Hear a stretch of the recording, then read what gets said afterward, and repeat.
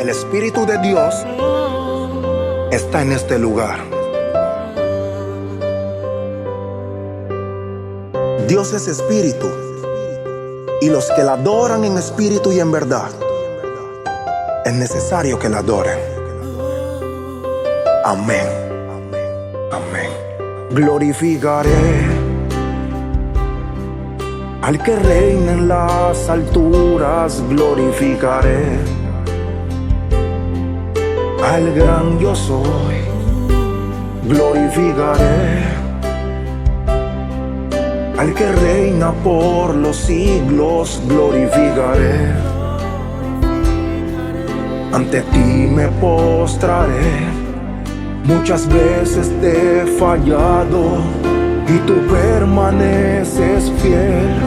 Muchas veces me he apartado y tú has estado allí. Te bendeciré con mis alabanzas.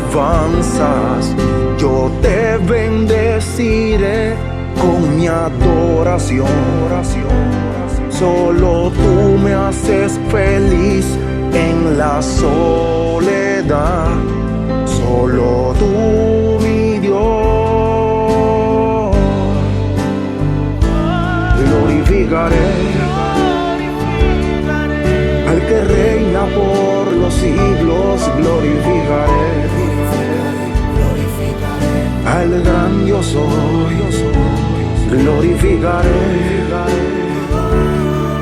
al que reina en las alturas, glorificaré, glorificaré. Dios es espíritu, y es necesario que tú la adores en espíritu y en verdad, porque muchas veces la has fallado, pero la misericordia de Dios hasta el día de hoy contigo ha estado. Ezequiel Polonía, salmista.